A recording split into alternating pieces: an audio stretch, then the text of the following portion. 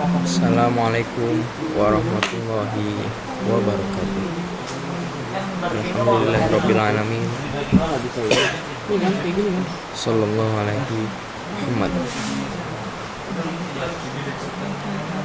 Jadi hari ini saya akan menjelaskan tentang komunikasi di dunia. Di dalam topik kali ini atau judul kali ini atau di dalam beberapa topik saya akan menjelaskan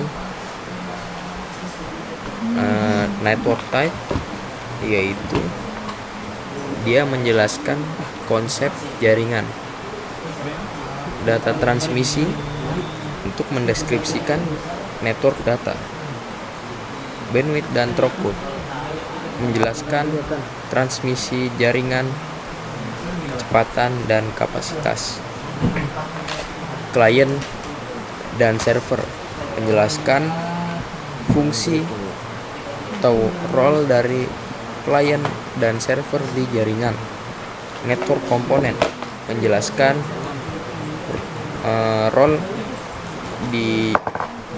jaringan, infrastruktur device atau infrastruktur perangkat. 1.1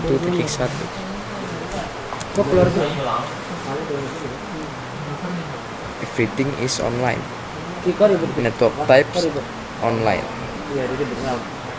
Internet itu menjadi bagian kita sehari-hari yang kita hampir menerima gitu saja tanpa disengaja. Biasanya orang kalau memakai internet, dia itu tidak mengacu kepada koneksi fisik di dunia nyata.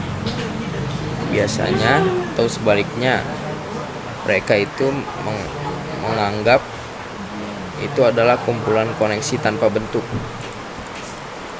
Ini adalah tempat orang pergi untuk mencari atau berbagi informasi. Ya, tanpa kita sadari, kita ini sudah hidup di era online. Mungkin karena perkembangannya itu tidak begitu, mungkin itu perkembangan begitu pesat, tapi kita tanpa sadari kita menerimanya. Bukan tanpa alasan, karena kita ini sudah hidup di era digital. Kita tidak merasakan perubahannya. Mungkin kalau yang bikin pasti ngerasain lah. Kita itu nggak ngerasain perubahan karena itu secara tidak sadar gitu. Karena sedikit dari dulu yang zamannya masih 2G, dari zaman HP masih Nokia, atau dari masih BlackBerry sampai ke Android, ya kan? Dari dulu PC masih Windows XP, naik lagi ke Windows 7 sampai ke Windows 10. Siapa pemilik internet? Internet itu tidak dimiliki oleh individu atau kelompok. Mereka itu milik penggunanya. Internet adalah kumpulan jaringan yang saling terhubung di seluruh dunia, bekerjasama satu sama lain untuk bertukar informasi menggunakan standar umum.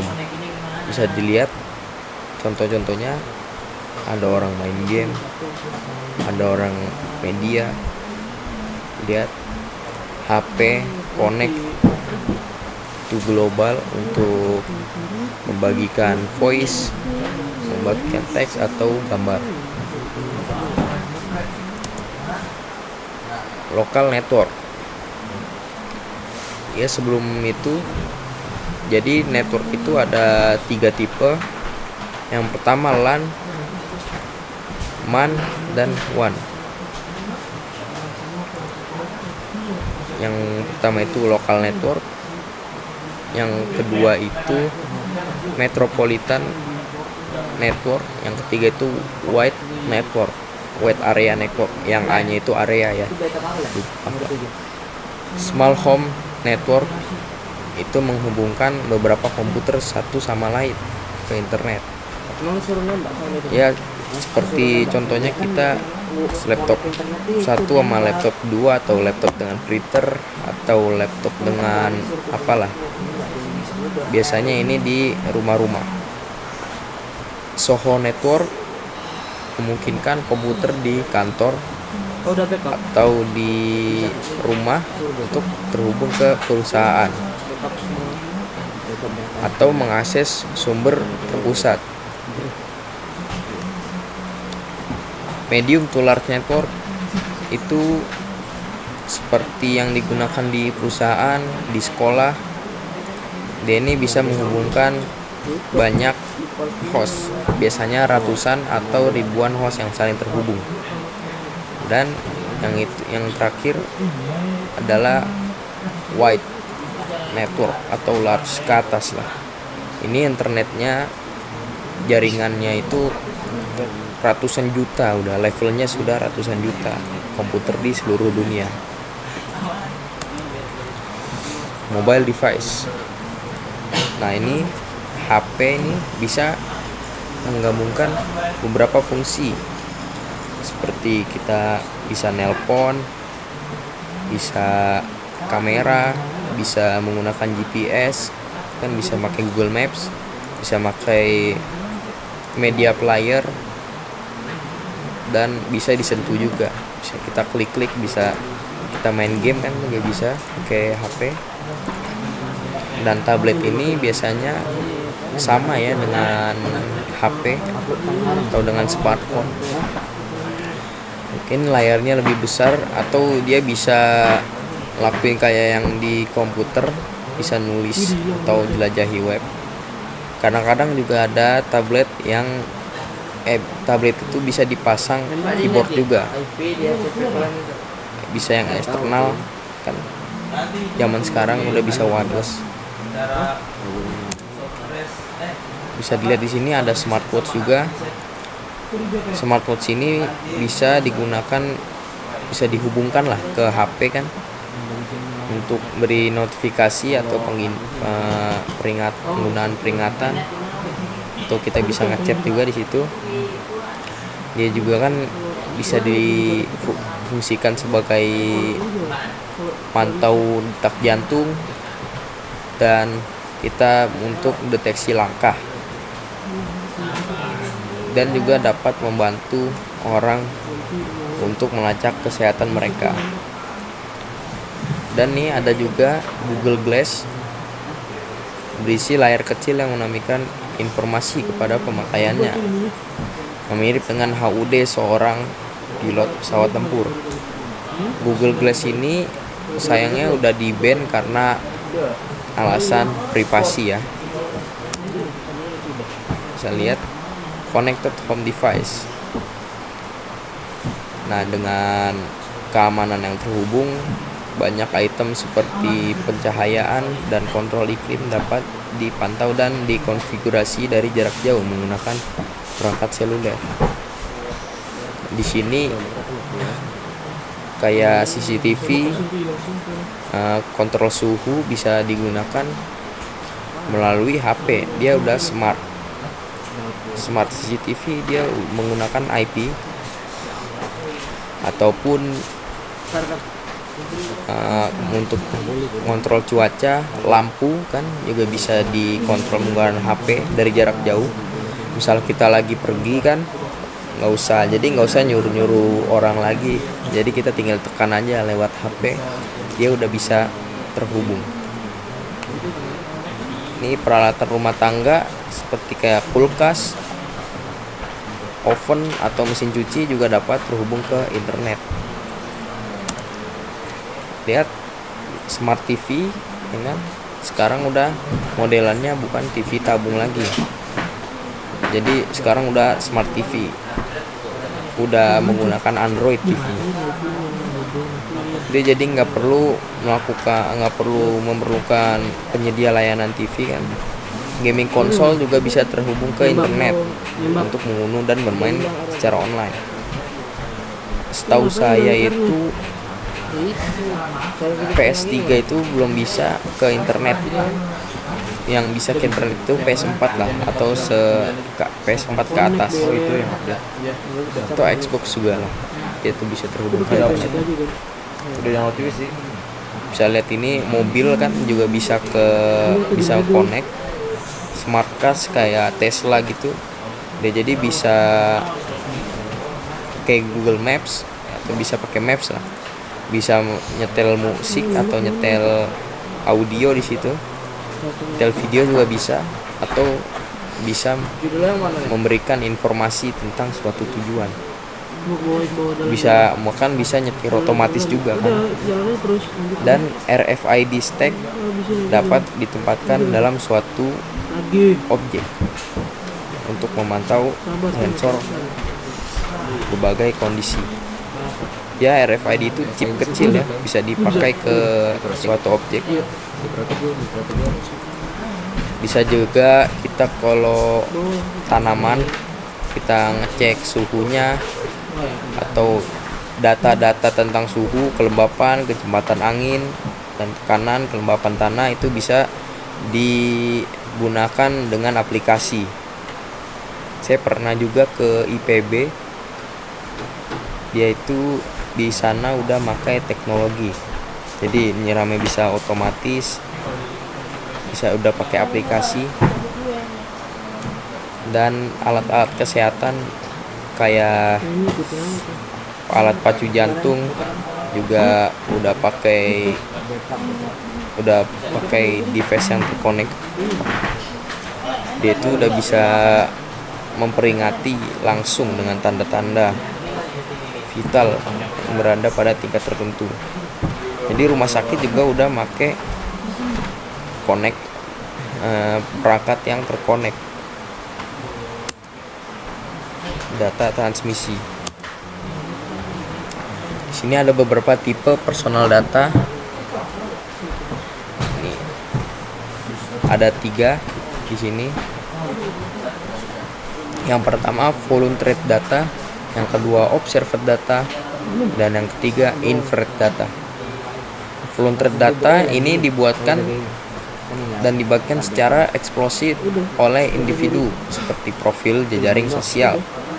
Jenis ini mungkin termasuk file video, gambar, teks, atau file audio. Yang kedua, observer data. Ini ditangkap dengan merekam tindakan individu, data lokasi, seperti data lokasi saat menggunakan ponsel. Invert data ini adalah seperti credit score yang didasarkan pada analisis data sukarela atau yang diamati. Ini perbedaan, semuanya berbeda di sini. Bit. Nah, komputer dan jaringan itu hanya bekerja dengan digit biner 0 dan 1. Jadi dia kalau mau mengirimkan data hanya bisa menggunakan angka 0 dan 1. Istilah bit ini adalah singkatan dari digit biner dan mewakili bagian terkecil dari data. Manusia menafsirkan kata-kata dan gambar. Nah, komputer itu menafsirkan pola dari bit. Setiap kelompok bit itu terdiri dari 8 bit, dan setiap representasi huruf dan angka dikenal sebagai byte. Bisa dilihat di sini, bisa menggunakan ASCII. Setiap karakter diwakili oleh 8 bit.